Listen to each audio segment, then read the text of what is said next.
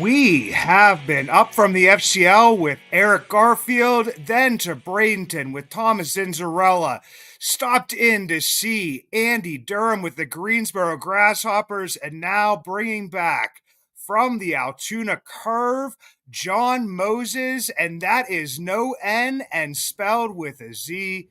Jon, how you doing today, brother? I'm doing good, man. I'm watching the tarp go on the field here, which I'm not happy about, but we're going to play tonight.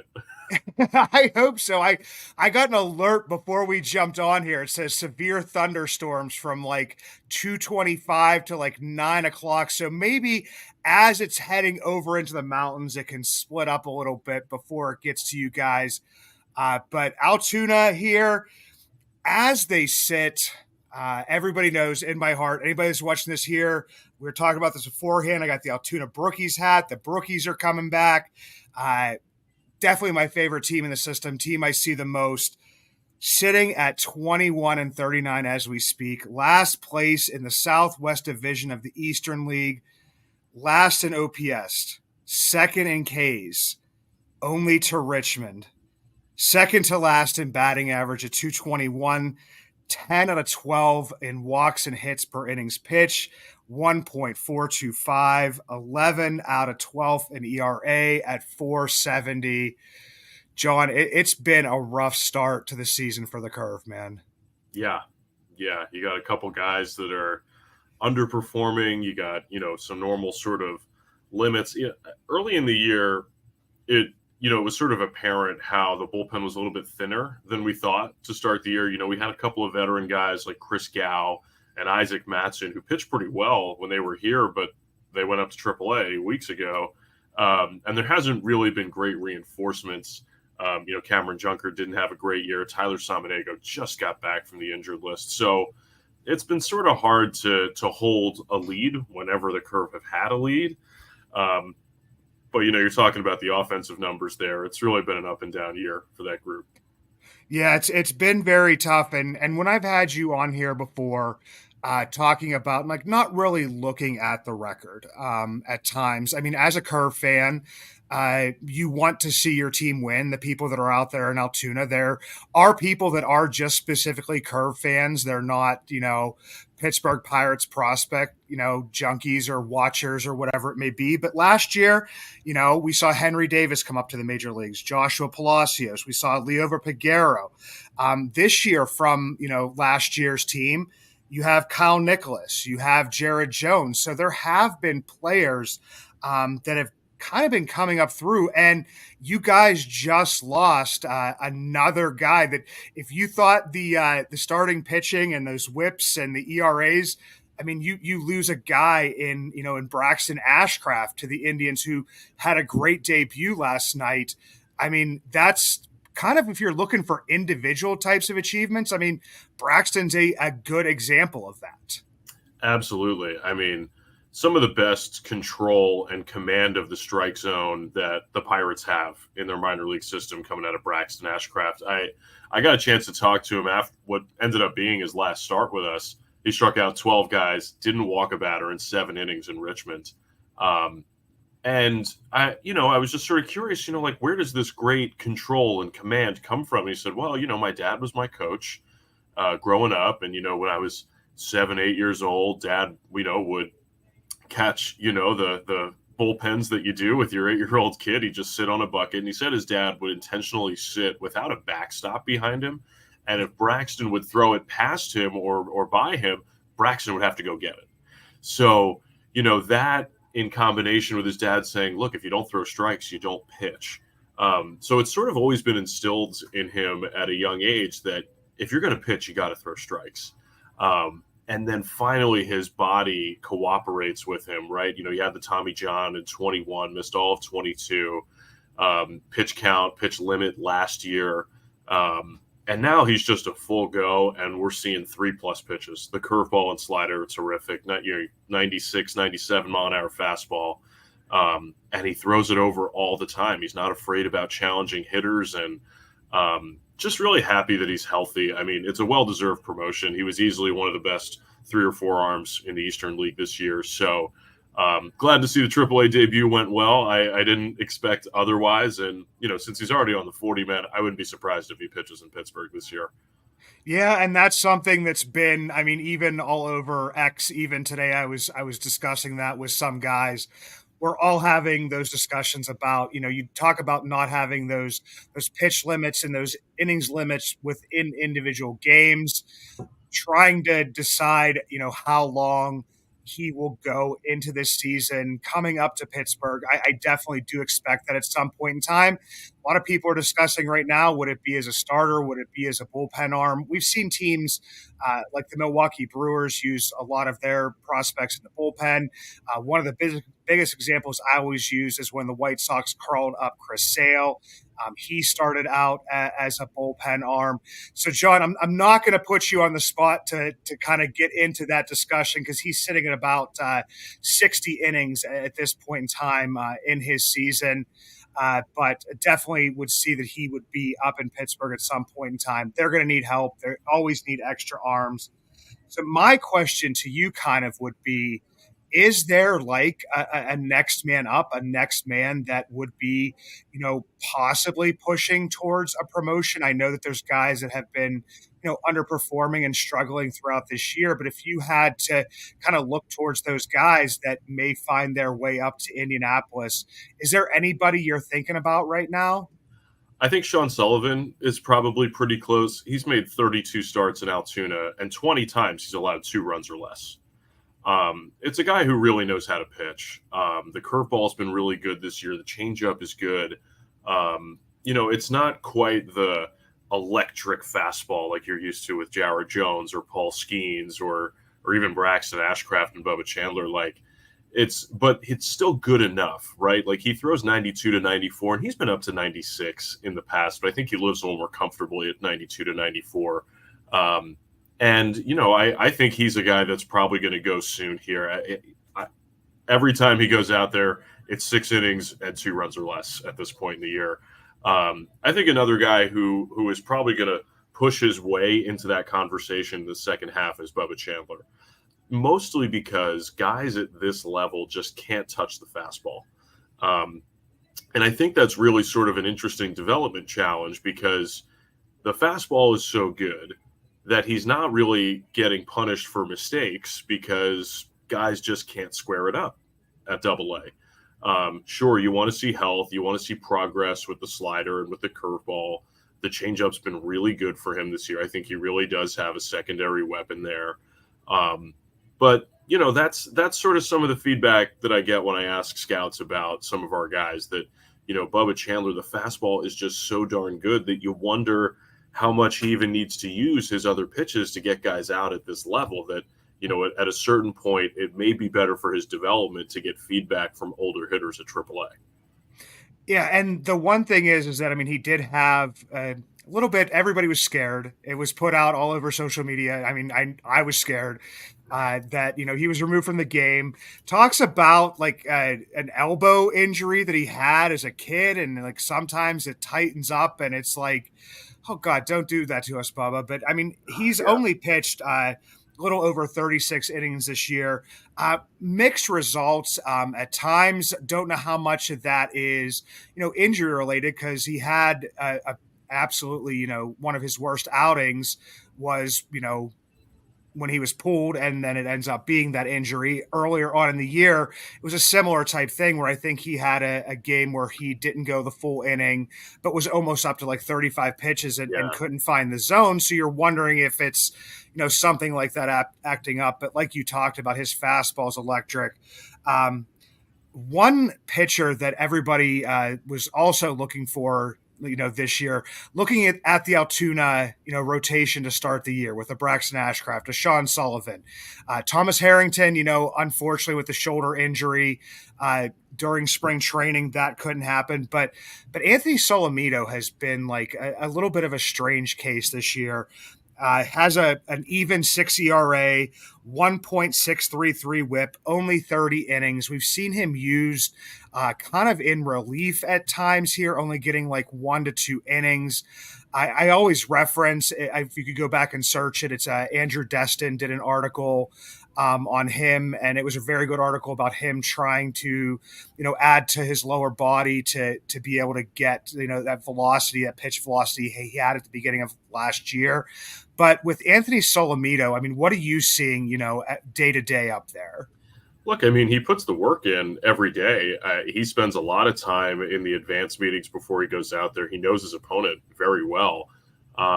It's just a situation where he's not completely at full strength. I mean, at spring training this year, there was like a flu bug that went around Pirate City, maybe 2-3 weeks left in camp.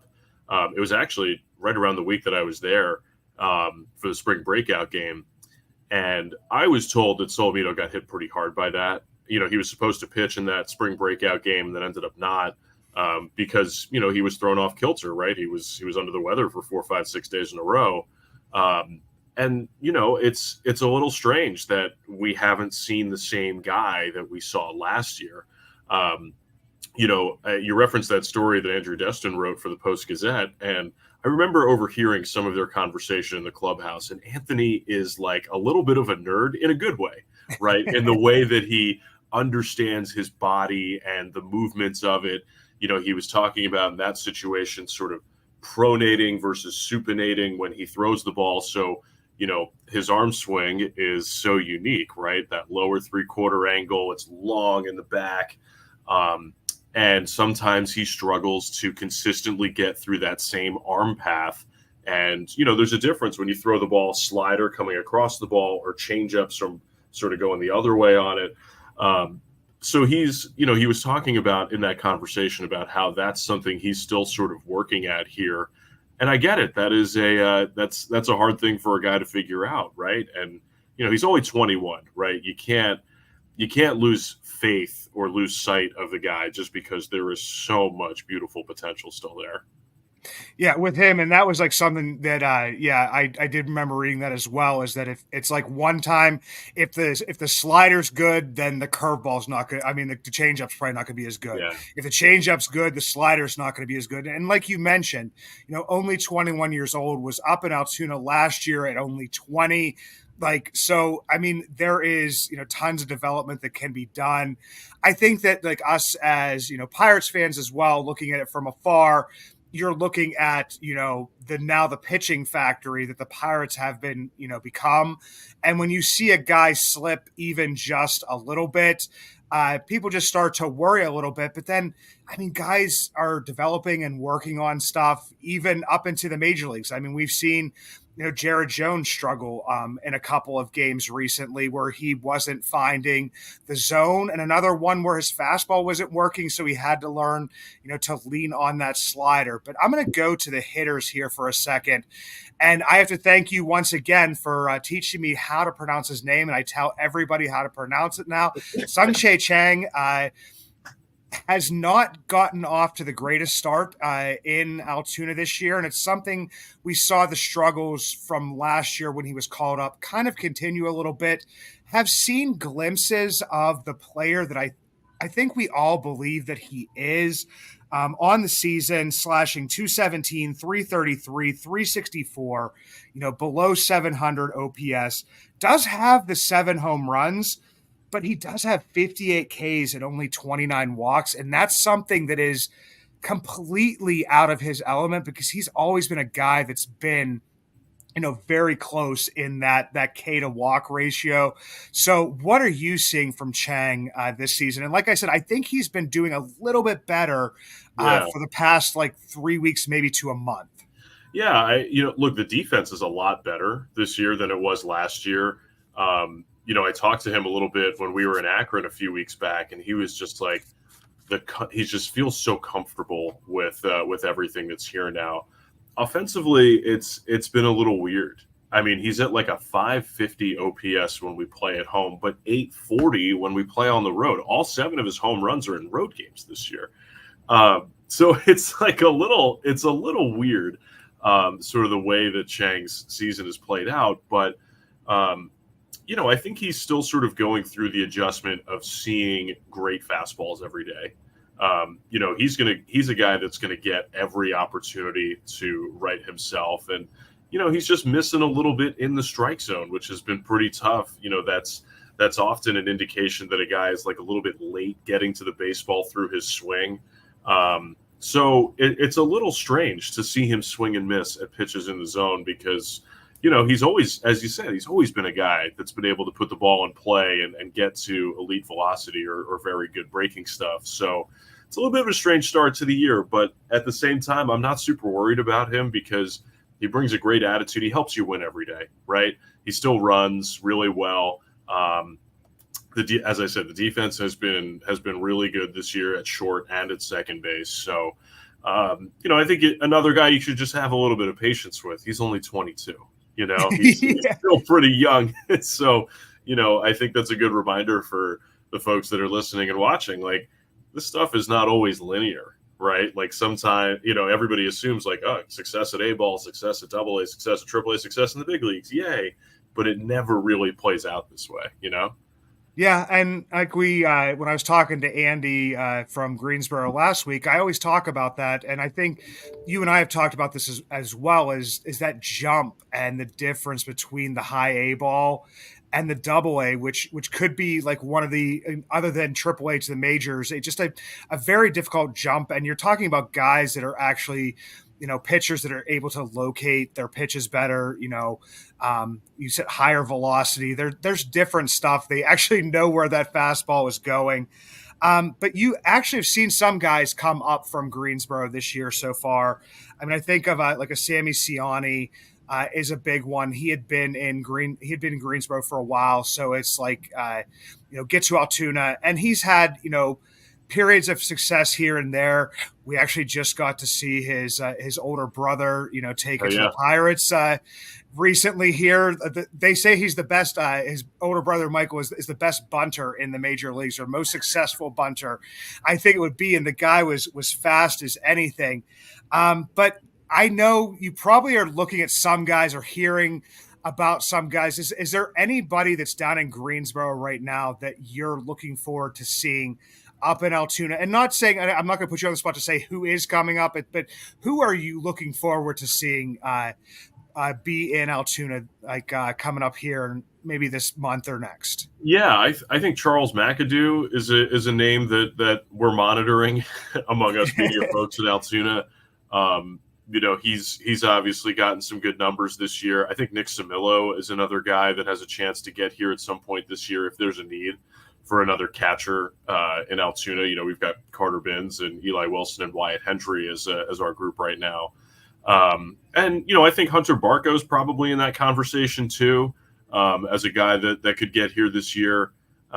It's sort of interesting because we joke about it a little bit that we always pull up the Greensboro box score each day to say, who could be coming, right? Who's playing well enough that could maybe help us because it's been a tough year in Curve PA on offense and in the bullpen mostly, but. I think those are a couple names that I've been tracking. I was also told at spring training that Sean Ross has a chance to be really good. I saw he had a 3-homer game the other day. So, a guy that seems like he's pretty raw in terms of catching. I think he just converted there last year. So that's a guy that I was told spring training could be pretty interesting. So we'll see, right? And maybe a Jack Brannigan gets back out on the field here soon and could be helpful too. Yeah, and also, I mean, if there's a need in Indianapolis, then you pull from Altoona, and it can become that way. We've seen guys take jumps for little bits of times if there's like an absolute need, and the logistics of everything kind of work out. But last question here for you before I let you go and I get to my top 5 Pirates prospects and a little bit of the beer reviews. The question I have is there anybody that you're seeing there that may be on like the cusp of like righting the ship, getting like maybe a breakout and getting their numbers back up to maybe what we were looking forward to at the beginning of the season? Oh, I think it's Jace Bowen for sure.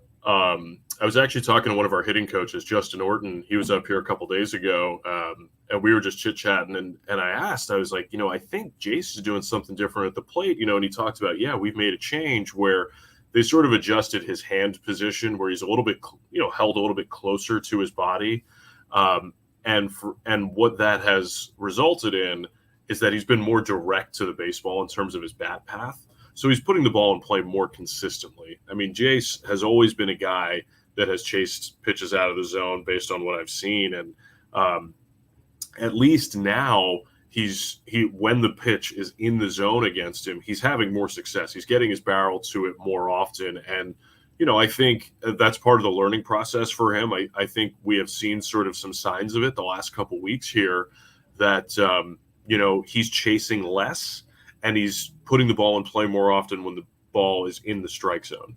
So I think those are two really good indicators for him because he's got great power. I think he plays the game so hard. He had an awesome hustle double here in the first inning on Tuesday night, sort of set the tone, with a real aggressive base running play. And then Seth Beer hits a home run after that. And, we're sort of like, yeah, here we go. And, Jace has gotten better, I think, in the outfield over the course of the year here. It wouldn't surprise me if we look at his numbers sort of first half, second half, and we're saying to ourselves, wow, that he goes from sort of what's he at now, 220-ish as a batting average for the year, that, he could hit 275 or 285 in this league in the second half, and it may only show as like a 250 for the year, but no, he's made a pretty meaningful mechanical adjustment that I think has been helpful to him. Well, that's good to hear. I mean, Jace had played well in Bradenton, played well in Greensboro.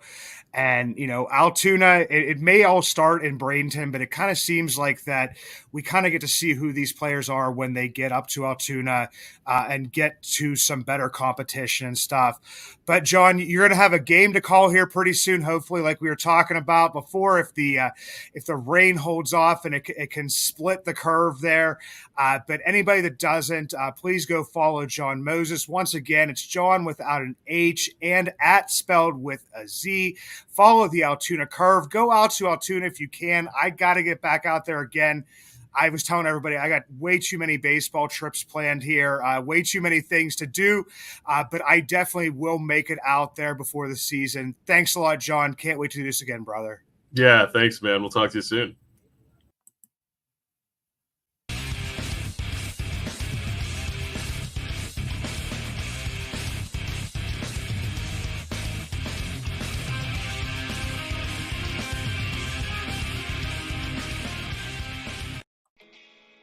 If you ever see me out and about in Pittsburgh, you will always recognize me, and not just because of the white beard, but also because of the Y that is always on top of my head, the hat I always wear. The Yins brand, proud partners with Bucs in the Basement. 3 dynasties, 1 brand, Yins. Finally, 1 brand to rep all black and gold. Follow @ShopYins for new merch drops and giveaways. Order online at www.shopyins, the emphasis on the 2 Z's, high quality comfort, lightweight materials, a new modern look for the black and gold, made for Yins by a Yinzer. And we're back with the top 5 Pirates prospect performers, and I tried to mix this up at least a little bit because there have been some guys that have been performing, at all levels. I try to include the FCL at some point in time, maybe the DSL, but a guy that has been really catching my eye for the past, I guess it would be few weeks here, his last 4 starts down in Bradenton. It's Antoine Kelly. Antoine Kelly is not yet 21 years old, still 20 for a little bit longer for the most of the season here. He's a big guy from Aruba. The signing bonus, I looked it up and I thought I may have been mistaken, but I wasn't. It's a not applicable. So it's basically, under $10,000. So it's a guy that the Pirates scouted and saw and wanted. So far on the season, a little bit over 48 innings pitched, has a 1.253 whip, which is not something that, it's not great, But here's the thing is over his last 4 starts, a little over 20 innings pitched, almost 21 innings, a 174 ERA, the 0.968 whip. Antoine Kelly has been performing very well. Going up, and we're going to go to Altoona. Someone that can be helping out in the bullpen. Jon Mozes, our guest, was talking about how the bullpen has been struggling. But basically, Eddie Yean here.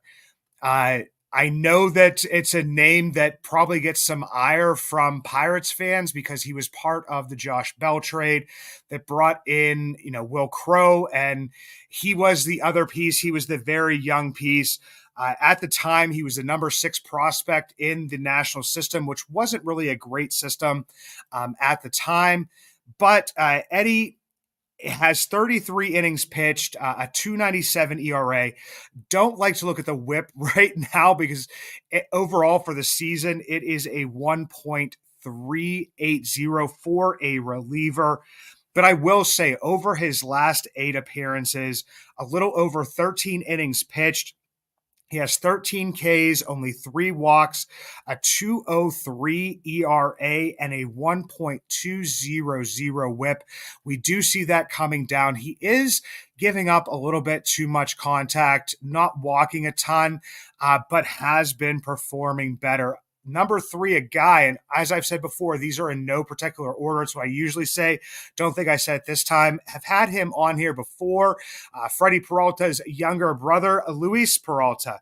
Over his last 7 appearances, 11 innings pitched, 13 Ks, does have the 5 walks, but the whip itself is staying below 1, 0.727, 727, and a 0.82 ERA. Luis Peralta, a little bit older. I believe he's 23 years old, so a little bit old for the level. Could see him coming up to help in Altoona at some point. Mentioned previously by Jon Mozes, mentioned by me previously, I'm pretty sure every episode so far, Charles McAdoo, currently riding a 9-game hitting streak during which he has had 3 home runs. He basically, has 9 home runs on the season, and in those last 9 games has taken that from 6 to 9. He's actually hit 13 out of the last 14 games that he's played in.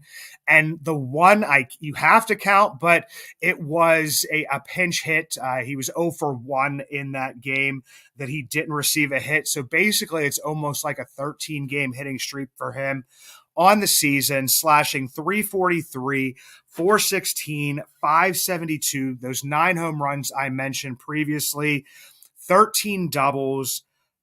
He's got 3 triples, up over 230 plate appearances now.